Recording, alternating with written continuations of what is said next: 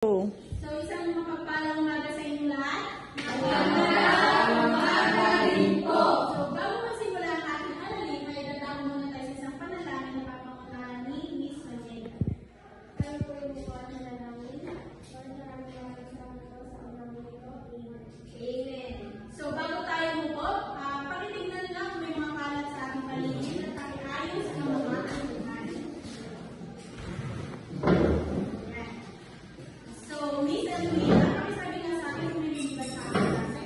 Wala daw po yung Yan. So, bago tayo magsimula sa ating aralin, ay gagawa muna tayo sa ating gawin. Na pinangalatan na, dinurog mo, buuin mo. So, meron ako dito, jumbled letters, na kung saan ay inyong kailangan ayusin. So, ilalagay niyo siya dito sa white na papel. So, atin ko kayo sa tatlong grupo, group 1, group 2, and group 3. Ito, hindi. competitive tayo.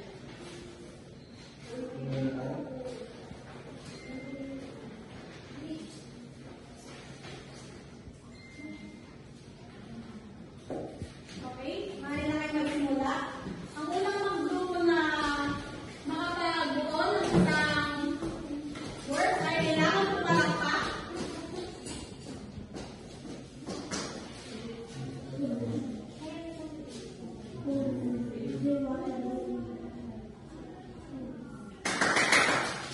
So, tayo patuloy na.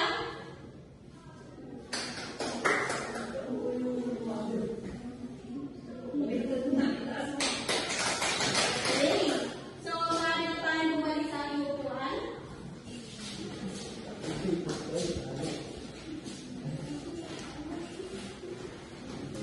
Yan. Settle down. So, ano ang mga nabanggit yung salita?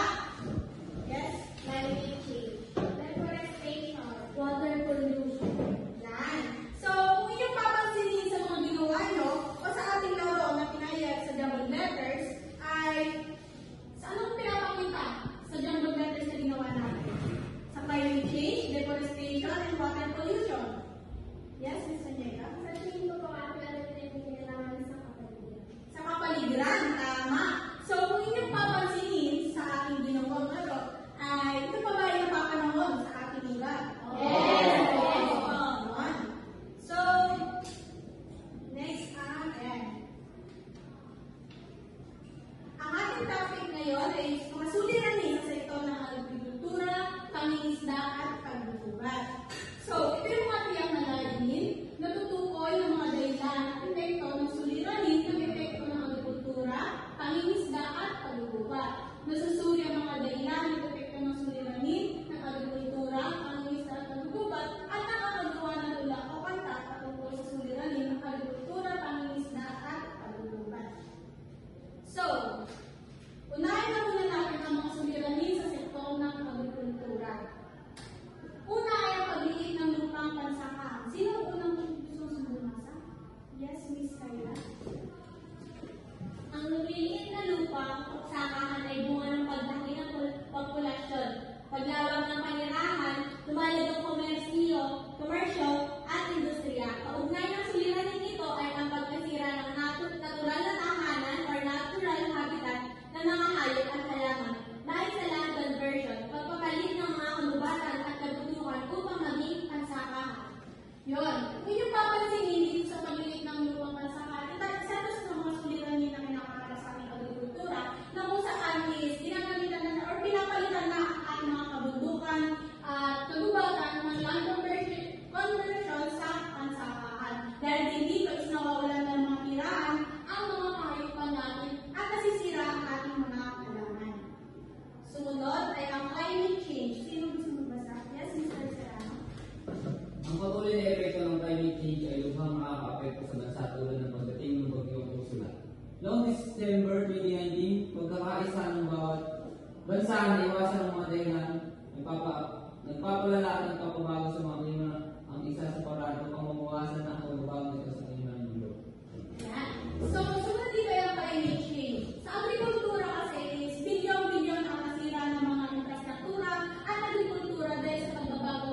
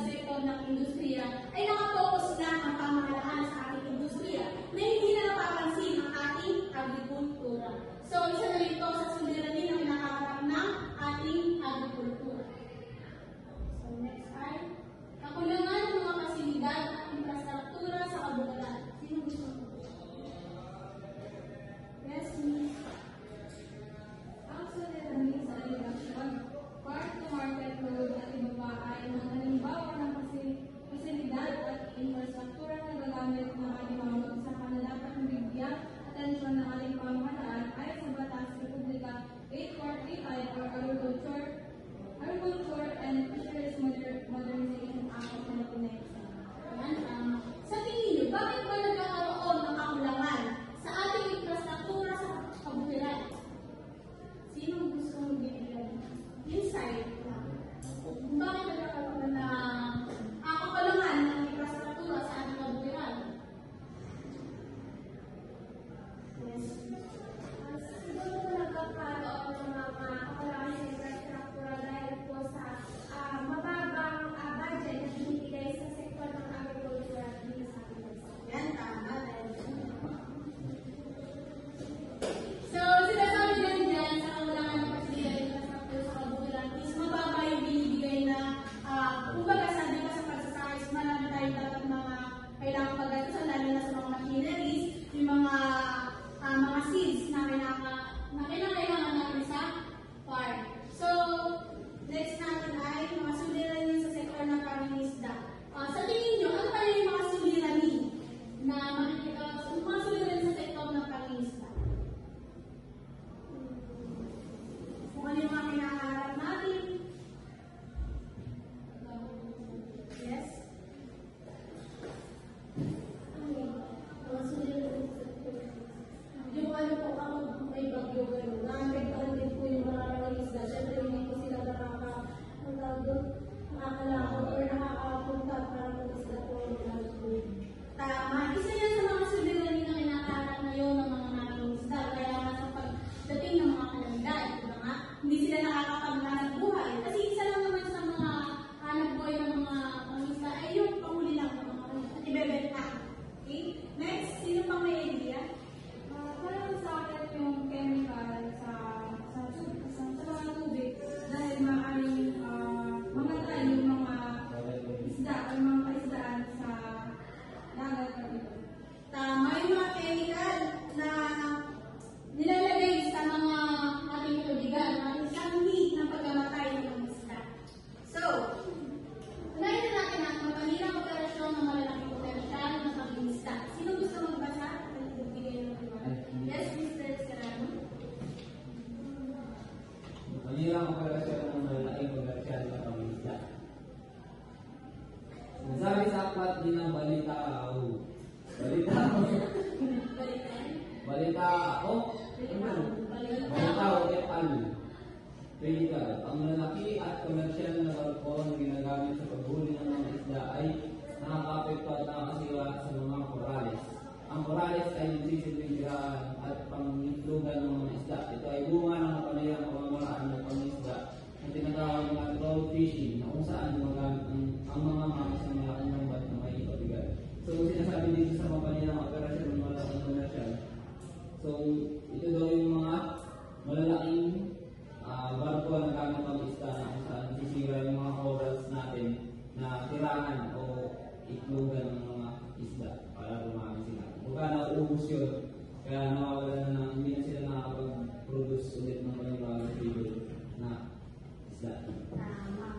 Hindi na nakakapag-produce ng ibon ng isda. Kasi nga nasisira na yung tirahan nila eh. Kaya nasisira ang tirahan ng mga isda is gawa ng malalaking lambat na kung saan ay ginagamit na panghuli ng mga mangingisda. So, next ay epekto ng polusyon sa pangingisda. Sino gusto magbasa? Yes?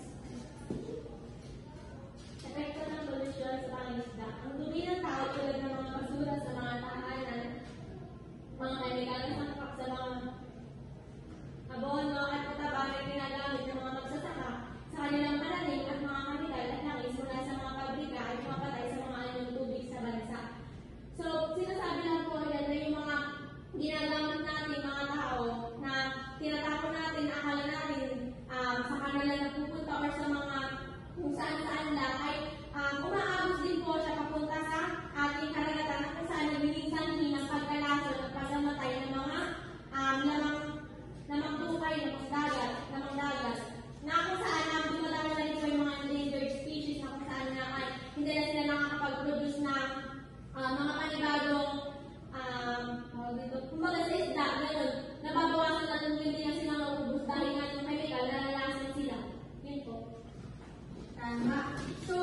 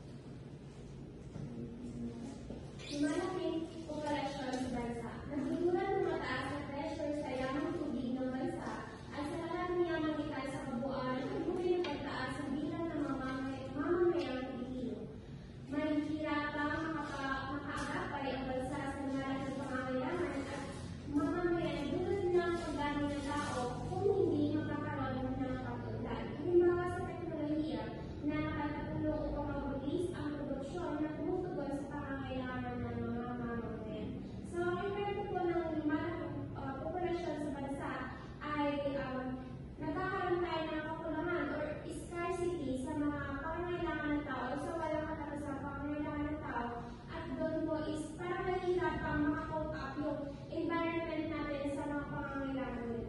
Tama, sariling kagustuhan ng mga tao. Na kung saan isa na sa mga suliranin ng mga pangingisda ay ang lumalaking populasyon sa ating bansa. So, tumakan na tayo sa kahirapan sa hanay ng pangingisda. Yes, Ms. Akin? Hindi kaya ng mga batang miyembro ng pamilya na magsasaka at mangingisda dahil sa mababang kita sa uri na ito.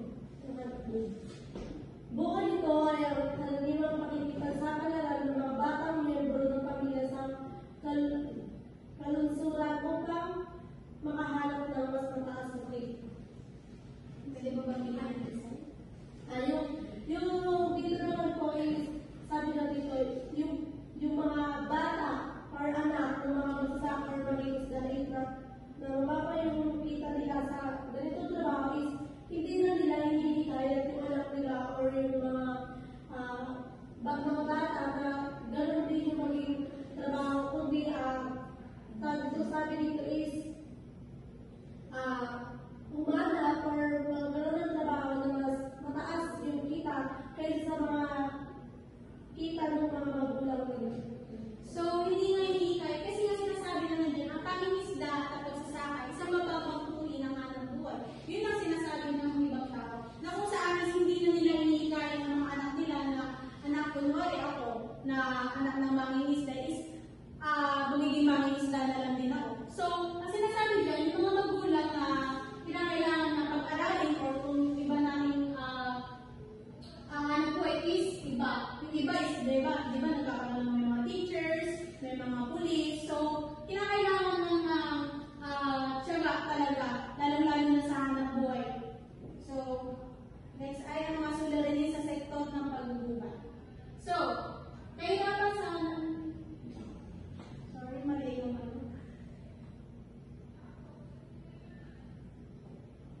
dapat pagbubuhay. So, mabasahin na lang, mabilis ang pagkaubos ng mga kasayaman lalo na sa kagubatan. Dahil sa pangangailangan sa mga ilang sangkap ng produksyon, mabilis na nauubos ang mga likas na yaman sa kabubukan o yung tinatawag nating deforestation. Dahil dito, nababawasan ang supply ng mga ilang sangkap na ginagamit ng mga industriya. Sa pagkawala ng kagubatan, nawawala ang mga tira ng hayop kaya hindi sila makapagparami. Yung mga hayop na wala na tiraan is hindi na sila makapag-produce ng iba pang hayop. Na kung saan nga is yun, pinuputol ng mga tao yung mga puno o yung mga tiraan nila. Nagiging sanglirin ng pagbaha na sumisira sa libo-libong hektaryang panalaling taon-taon na apektuhan din ang pag-uubos ng watershed. Ang supply ng tubig na ginagamitan ng irigasyon ng mga sakahan.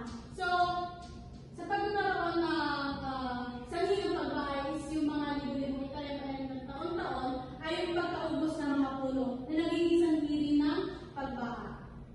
May gusto kang sabihin? Wala ka na. So, next ay ang pagkaubos ng kagubatan na nagdudulot ng pagbuo ng lupa dahil sa kawalan ng mga puno, natatangay ng agos ng tubig ng lupa sa ibabaw ng kasama ng sustansya nito, hindi nagiging produktibo ang mga pananim. So, sa pagpupuno ng puno is nagkakasanhin ng ano daw? Pagbuo ng ano? Lupa. Pagbuo ng lupa. So, next yan. Meron akong inandang gawain dito, tumpak o lagapak. So, sasabihin nyo lang kung ito ay mabuting gawain, ay sabihin nyo lang tumpak at lagapak naman kung maling gawain. So, magtataas na ng kamay kung sasabihin ang inyong mga sagot.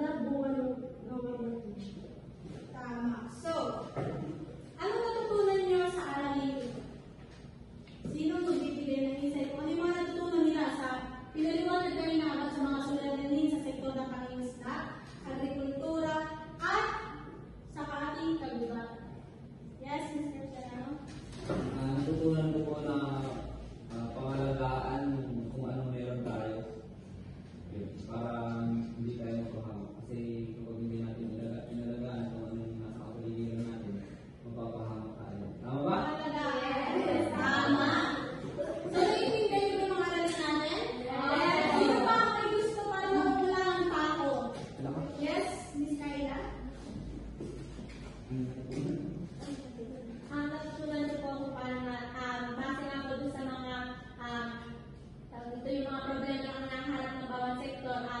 Parang natutunan ko po kung paano mas natin kailangan pangingatan yung ating kapaligiran dahil nga po dito kasi dito tayo makukuha rin na pangunahing ng kabuhayan tulad na lang naapektuhan yung mga pangisda, pangguguba.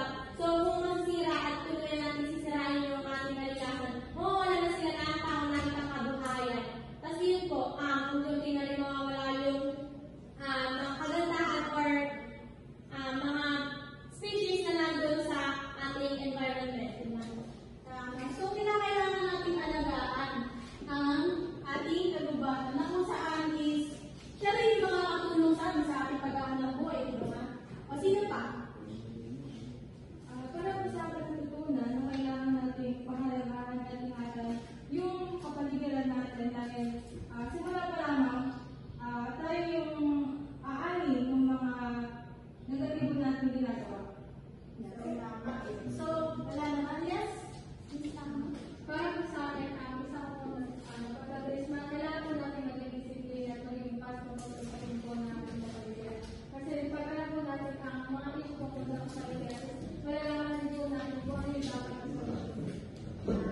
So, may katanungan pa ba sa ating tinalakay na ba sa suliranin sa sektor ng agrikultura, pangingisda at paggugubat? May katanungan?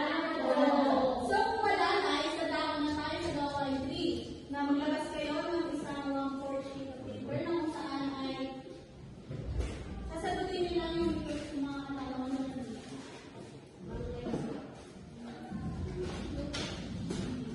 Okay na ba? Opo. Next slide. Okay na? Yes. Opo.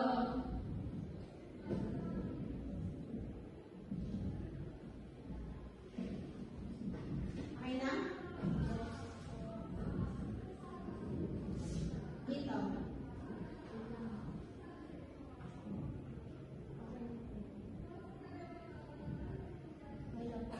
Okay na. So, balikan natin. Sinabang tabi mas tumaas at mga gorilan lamang sa magsasaka ng bebenta ng kanilang lupang pansaka.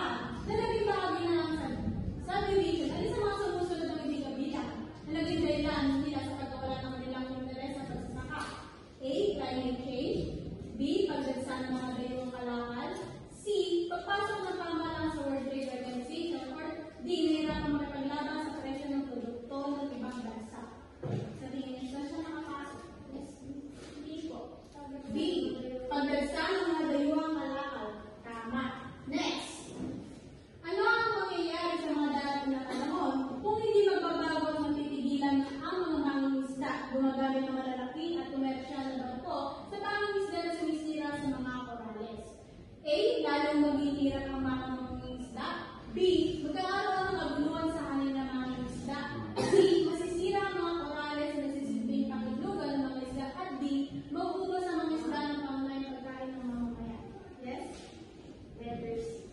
Letter C. Masisira ang mga korales na nagsisilbing pangitlugan ng mga isda. Next.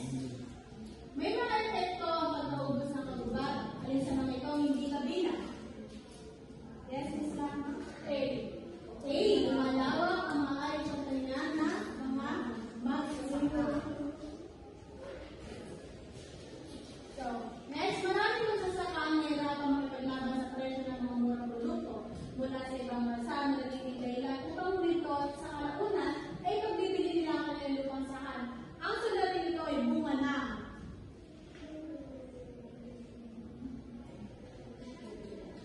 Anyone?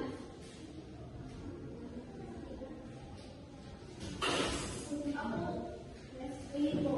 A, tama. Pagkakawalan ng bansa sa mga dayuhang bansa. Last. Dahil sa pangangailangan sa kailangan sa sa produksyon, mabilis na ubos ang likas na yaman. Hindi sa mga sumusunod na din ipapakita maaaring bunga nito. Pagkawala ng kagubatan, nagdudulot ng mga pagkakasman. C, pagkakasman ng mga D, nawawala ng tira ng mga yes?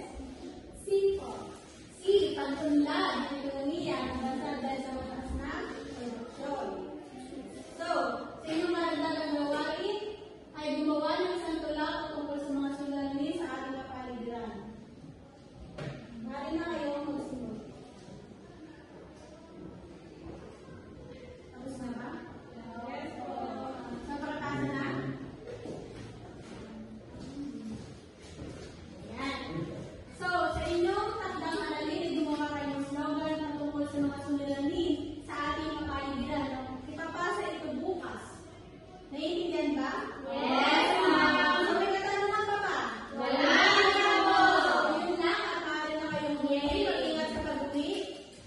Goodbye, class. Good